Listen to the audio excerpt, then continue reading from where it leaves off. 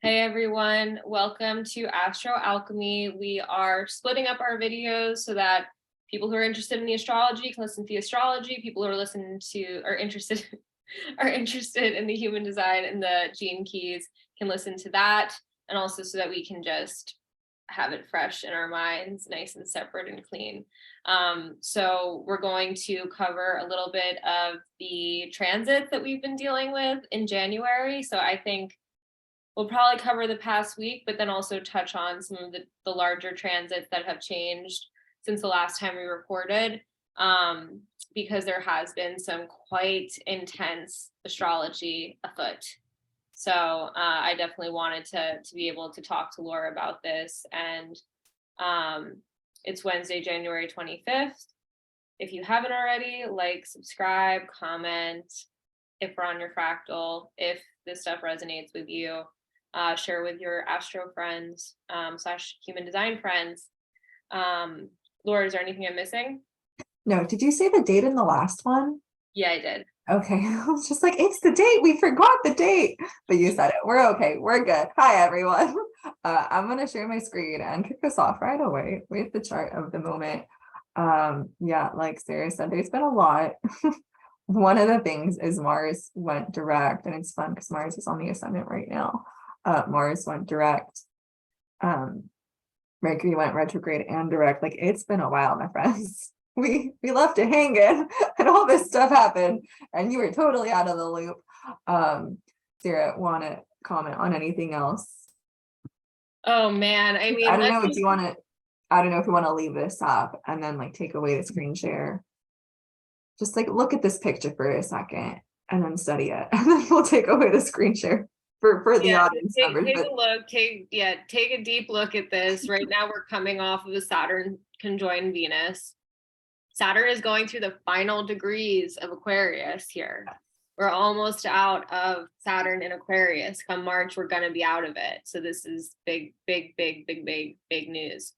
We're also almost out of Pluto in Capricorn, which is also, I mean, it'll retrograde back, but also big news. We're also all direct all day. All of our planetary players right now are moving direct, in direct motion. So those are some of the things, just by looking at this chart, that you could see. They're not going to necessarily, all the stuff isn't going to be relevant to the whole conversation, but yeah, we can, unless you want to comment on something from the chart. Oh, and Lilith went into Leo, which is interesting. Oh, yeah. So it was, this is interesting. For the new moon, okay, for the new moon, we don't have to have this up. If you want to take it down, you can. For the new moon that we just had. So first of all, the new moon, I believe, was on the 21st. Is that right, Laura? No, boy. It was on Saturday. So yeah, it was the 21st. So yeah. It was not in gate 41. It was in, okay. It was in 60. The new moon was in 60, but it went new moon, Chinese Lunar New Year. New moon was opposing Lilith. So I don't know if you want to get into Lilith a little bit, but she is the, what is it called? Is it apogee? You know the word? Is it the apogee? Apogee and pedigree? Maybe she's the pedigree. Is it pedigree? Perigee? Can you explain what it means? So basically the moon, I was going to say the loon, the moon moves in proximity to the earth around her orbit. That's why we have high tides and low tides, because at some point she's closer to us and some point she's further away from us. And most people who don't know astrology, they know, oh, it's a super moon because it's a full moon and the moon is extra large because it's physically closer to us. It appears bigger. When we have the moon with Lilith, that's the furthest point the moon could possibly be. So it's a calculated point in the sky. And when the moon goes over that point, that is the micro moon. The furthest point the moon could be in its orbit around the Earth, hence low tides. But what's the scientific word for that? I don't know. Parenting, I'm gonna look it up. Yeah, we'll tell you before the end of the episode, but because it was a super moon, the moon was the closest it's ever been to Earth, or it's been to Earth, and like I don't know, there's all kinds of false information online about how close the moon was and how long it's been since it's been this close. Yeah. For a new moon.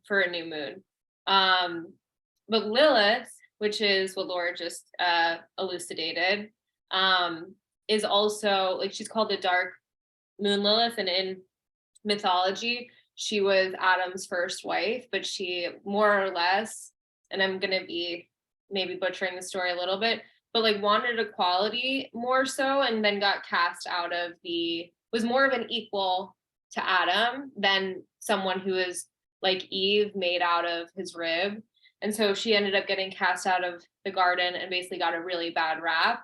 But in our charts, it can represent where we have repressed feminine, dark feminine energy. And so with all, just the fact that it's the Chinese New Year too, which is the 13th lunation from the last year, it feels like, I felt like a big rushing in of energy. I don't know how else to describe it. It felt like something opened up. I don't know. Did you feel any vibes on the new moon? So like that's nice, but could it also be the rave New Year too? Don't know if it's the rave New Year or the lunar New Year. 100% could. I started getting into horary astrology, so like that's been piquing my interest. But like in terms of, I don't know, like describe this rush of energy you're feeling. I just felt like putting myself out there, just like on blast. Like I was just like, I'm going to put myself on Front Street. I'm going to be the weirdest version of myself. I'm going to do whatever it is that I want to do. Not like, I was just feeling like I didn't want to hide myself under a bush. Maybe that's just me. Maybe that's the 30-41. Hard to say, but that's one thing that, is noteworthy, at least in my mind. The other thing that's noteworthy is that we were in retrogrades. We had Mars and Mercury in retrograde before we had Mars in retrograde when we recorded our last episode. Mercury went retrograde later, but we had these planets retrograde for a big chunk of time, and now they're both direct, and Uranus is direct as well. And Mars was retrograde since October 30th. And so that has been a really interesting energy to have tracked and to see, okay, what was going on around October 30th? Has any of that stuff, that energy, like for you, shifted when Mars went direct around the middle of January? And it's going to depend on where Gemini, the house Gemini, the sign Gemini, falls in your chart. And so it's just, for me, I'm Mars in Gemini. That's my natal Mars. And so it was big. I mean, this is a big retrograde, and a lot of stuff came out, and like Mercury retrograde too. Oh my God. The Capricorn retrogrades, because this time last year, Venus was retrograding in Capricorn as well. The Capricorn retrogrades, it's like, I get such an opportunity to like really hyper analyze the energies that have been playing out over the course of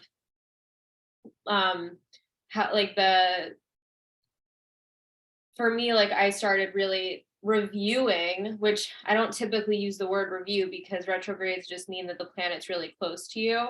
Really getting to see like where like my mind, like the mercurial aspect of myself, had been playing tricks on me, and like the whole time in my Capricorn house.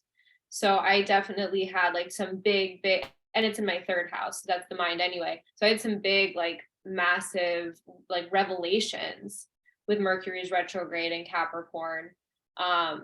big revelation. So yeah, do you want to talk about the retrogrades at all? Yeah. I just didn't prepare, so I don't know what I want to say. Don't know what's going to come out. That's interesting what you were saying, how you had massive mental revelation. For me, Capricorn is my 10th house, and I have Uranus, Neptune, and Venus there. And right now, I think Mercury is at 8-ish degrees. I don't know what degree the retrograde started. Do you know what degree the retrograde began at? Ooh, no, I wonder what degree the shadow began at. Let me take a look. Well, it would have been at 8 degrees. It's stationed at 8 degrees, I think. 8.5. It's stationed at Like that. it's stationed at 8 degrees. Well, now, okay, now Mercury's at 11 degrees. But yeah, I think the station direct was around 8 degrees, but I can't remember what the station retrograde was because my Venus is 21 degrees, 22 degrees Capricorn. And that's I think the degree at which she's like conjunct the sun during her retrogrades. Is that the conjunction point? I don't know. So Venus, I mean, Venus isn't retrograde right now. Venus is going to retrograde in the summer during Leo season, but she retrogrades in the 5 same points in the zodiac belt every time. And every 4 years, she alternates between doing a direct conjunction with the sun or a cazimi and a retrograde cazimi. And I can't remember the degree of her Capricorn cazimi. Her Leo cazimi, I think, is around 21, 22, 20 degrees. Her Gemini cazimi is like 13, 14 degrees. Her last cazimi was 29 degrees Libra. But like, what is, I don't know, can't remember it. Anyways, I've been thinking about with Mercury, my Venusian qualities for the most part, like Venus in my life and what she represents and what she's doing or not doing for me. It's like that's kind of been where my focus is, not necessarily the 10th house. I've had a lot of anger. I feel like these past couple weeks, 2 weeks, I don't know. I think it began around the new moon. Like that's what I was processing. But I don't know. I feel like my personal transits were very much coinciding with Saturn's movement out of 49 into 30 and just like that final push. Not 7 necessarily degrees. like Mercury for me. What was it? 7. For what? Venus, cazimi. Oh, in Capricorn. Yeah. Okay. But then did you look up the degree in which Mercury started its retrograde? 8. Or no, it started its retrograde. It was right around 24. 24, yeah. So Mercury won over my Venus 8 degrees to 24 degrees. But yeah, anyways, I haven't necessarily been processing my 10th house that much, I don't think. I don't know. I feel like there's so much that it's like hard to fixate on one thing during this. I mean, okay, so just personally, I have my sun in the 9th gate, like 10 degrees Gemini, I mean Sagittarius, and right now Mars is opposite that. Mars is opposing my natal sun. And that point, my Earth in human design is gate 16.5. And I've been thinking a lot about that gate because Mars, I don't know if Mars was in 16.4. I don't know if it's in 16.5 yet. Just how that shows up for me. And it's called the Grinch, and it's an energy that needs encouragement for others. Like it's being unenthusiastic until other people can project onto you to be enthusiastic, in which your enthusiasm is even better than it could have possibly been. Like I can't get enthusiastic about something myself. I need other people to talk me up. Like I need a cheerleader. And I was thinking, like, isn't there like a song that was popular several years back? Like I think I just met a cheerleader. Yeah. He probably has a 16. He probably has a 16. I was just thinking, I need a cheerleader in my life, and I don't. I've actually very, very, very much been in the 11th house. Again, Saturn, just thinking about Saturn's final push through Aquarius. It's I'm ready for it to be over. I mean, just to get personal, it's like I have Saturn on my moon right now. It's in 30.1. My moon's in 30.2. And then I have Neptune on my sun in the same line, 36.1. And so I am just getting I basically am just like, all right, like just you could just like whatever the universe wants at this point, it's like, I'm just hands up. Like, I'm not trying to do anything. Like, I promise I won't touch anything. Please don't slap me in the face anymore. Like, please, I don't want to get bitch slapped anymore. I'm good. So yeah, Saturn getting the F off of my moon is going to be really nice because it's been dark. Saturn is not, we were talking about this, and because the Aquarius new moon was obviously related to Saturn in Aquarius, the ruling planet of the lunation, we've been talking about Saturn and the meaning of Saturn, and well, it's complicated, but he kind of rules over materiality, and he's kind of like the Lord of Karma. But that's not to say that it's like the idealized version of karma. It's more like the version of karma that exists, like where like the universal karma, where you might not know why something happened, but like there was a reason why it happened, and like there was a series of dominoes that fell to have that thing transpire. And so you get bogged down in the weeds and materiality with Saturn. So again, like, we just had an episode, if you want to go listen to it, about the 41, but he'll really be like, oh, this is what you desire. Well, this is literally the repercussions of doing the thing that you desire. So you can look at it live and in living color and then decide if you're going to do that again, because were the repercussions worth the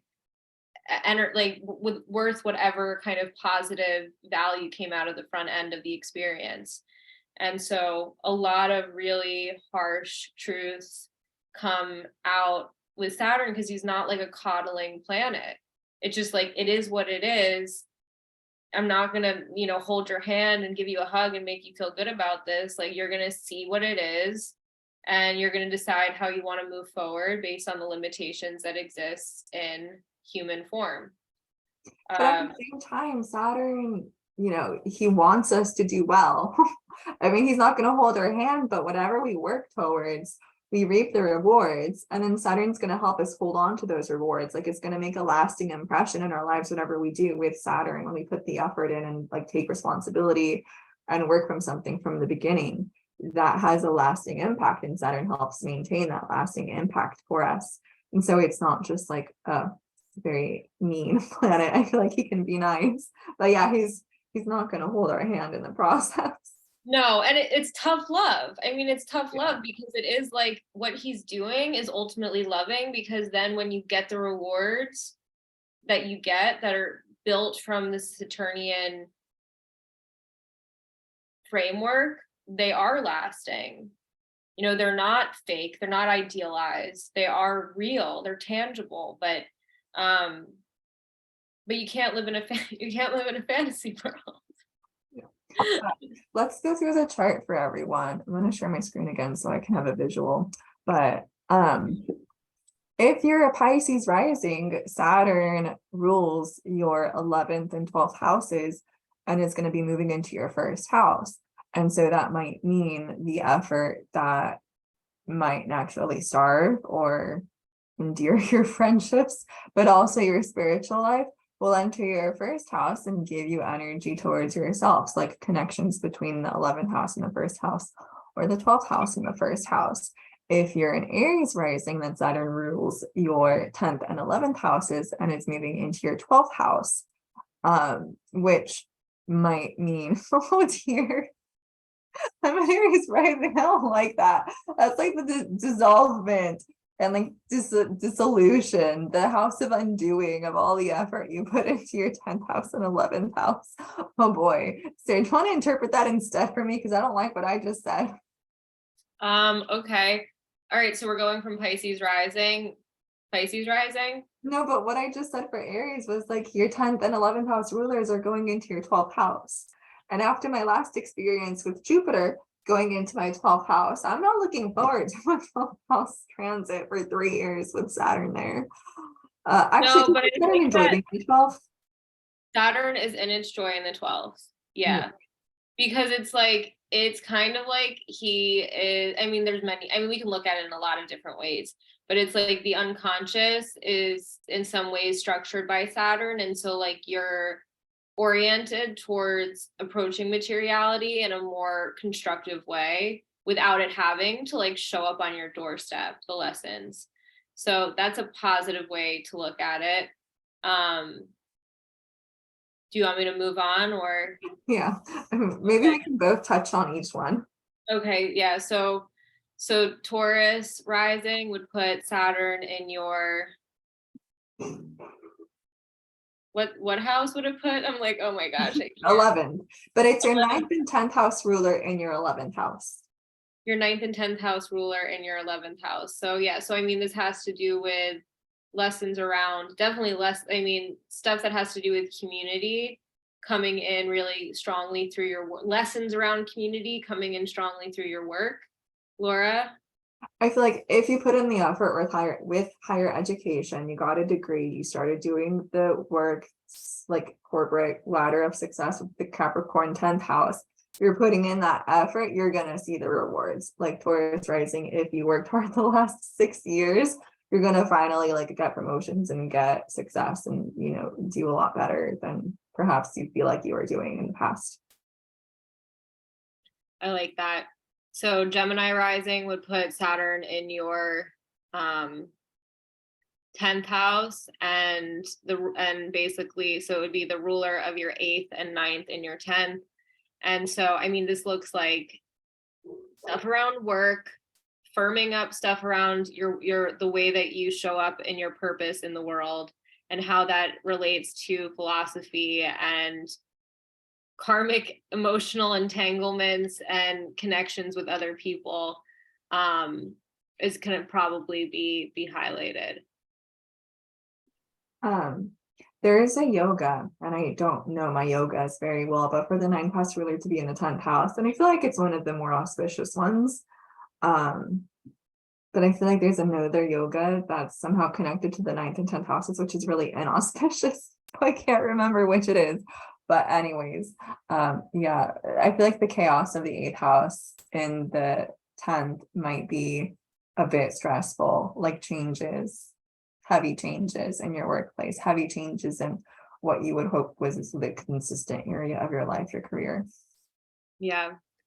So then Cancer rising would put Saturn in the 9th house with the 7th and 8th, with it ruling the 7th and 8th areas of your chart. And so, yeah, I mean, that's like, again, like the philosophy that you have around life. Yeah, there's a firming up that happens because of relationships, or they're going to be connected in some way to the intimate personal relationships that you have in your life. Yeah, for that's for Cancer rising. Maybe you'll move abroad with your spouse. That's a nice one. Yeah, there you go.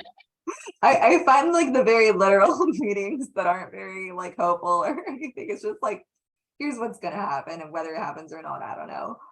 Then if you're a Leo rising, it's your 6th and 7th house ruler in your 8th. Ooh, that one might not be so fun. Just again, Saturn in your 8th house, perhaps a lot of turmoil and a lot of strife in terms of just, you know, having to put in the groundwork so that life is not a roller coaster, or just like all the things that make life a roller coaster will put a lot of strain on you, especially with also the 6th house ruler being in the 8th. Not fun. Leo rising would put Saturn in your would put Saturn moving into your 8th house, ruling the 6th and the 7th. This feels like, yeah, this feels like you're learning you're learning some Saturnian lessons around energetic entanglements with other people that affect your health, and also like just about your own, like about partnerships generally speaking. I only have 5 minutes, so we're gonna have to kind of speed through the rest. Do you want to just touch on the Leo rising? I did, Leo. You did? I said it before you, but that's okay. Yeah. Okay, I thought you were still talking about No. I'm gonna have to come back and listen to it then. Okay. So then moving on to Virgo rising. 5th and 6th and the 7th. which might be like romance and like working towards, like if you have romantic energies, those becoming something more lasting in the seventh house. But also stuff related to your health might become issues in the seventh house. Disagreements on like how you live your life, maybe. I don't know. Or you're just like showing up with your values to your partnership and like hoping that those values are perceived in a healthy way by your partner. Yeah. Well, and it also feels like something around like health and creativity, like the creative output that you have in the world are having some kind of effect on your partnerships. Um, Libra rising is putting Saturn into the sixth house. And so it would be ruling the fourth and the fifth. And Like so, that's a brutal transit for everyone. Saturn in the sixth, like you're gonna have to take care of your health. Things are gonna come up that you weren't expecting. You're gonna have health issues. Welcome to aging. yeah.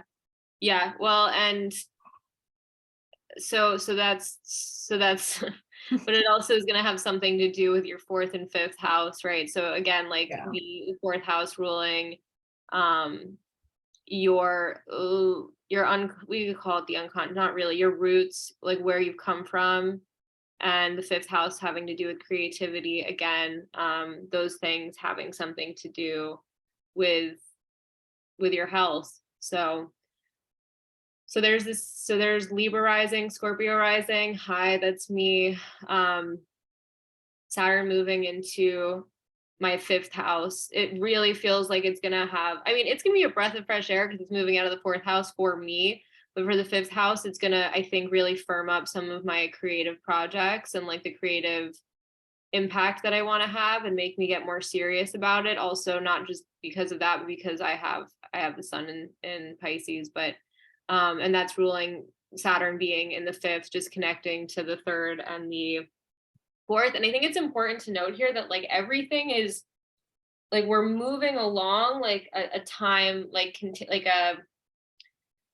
we're moving, the energy is moving in a way that everything is still connected to the past. So like there's going to be themes that were happening from when Saturn was in Aquarius that you're going to see that they continue to play out and they expand and they change form when Saturn moves into Pisces, because we don't live in a vacuum and things are all connected to each other.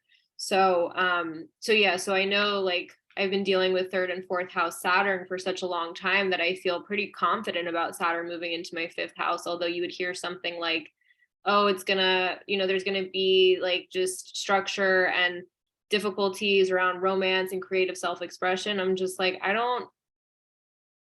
the negative sides I'm not necessarily concerned with because I know where my creative self-expression has been moving from Saturn being in the third to the fourth and now moving into the fifth. I think it's actually going to be like, it's going to be giving form to things that have only been percolating in my mind. So To that's touch on that. The third house ruler in the fifth house is really nice because it's the third from the third. So it's like peak ultimate expression of self, expression of creativity. It's a really nice placement. So well, thank you for that. And I also, I just want to say these are like broad, sweeping overview, yeah. but it's not necessary that this is going to be like exactly how they play out. People who have Sagittarius rising, it's going to put Saturn in the fourth house. So that's around your roots, that's around home. Your second and your third are going to get activated too, because those are the planets. And so that's your finances, your material resources, that's your communication, all getting in some ways affected by Saturn moving into the area of your chart that has to do with roots. Becoming a mother, that's like a huge responsibility. Saturn as motherhood, yeah, if you're pregnant. And then if you're Capricorn rising, then it's your ruler being in your third, which is, great for putting your effort towards creativity and your effort towards your siblings, your local area, or learning something new. And to finish off, if you're an Aquarius rising and Saturn moving into your second house, So just lessons around money and your values and your possessions and the material world, and maybe having to come to reality with your relationship with just money in general, whether that's a good thing or a bad thing. Depends what your relationship is. I feel like if you are an Aquarius rising, you have a very fantastical view of money, and it might be like some lessons crashing down to break those Piscean ideologies. Yeah, agreed. There has to go, so we're gonna end it here. Yeah, I do. Yeah, I started with Pisces. Yeah, you started with Pisces. We went through all of them, and we can talk about more, more things that have happened in a longer form next week. But yeah, thanks everyone for sticking around for our off the cuff chat about the astro of what's been going on with us. We hope that let us know if this works for you. If not, we can shift, we can change. We're both very mutable people. So anyway, yeah, we will catch everyone on the next episode. Thanks for listening. Bye.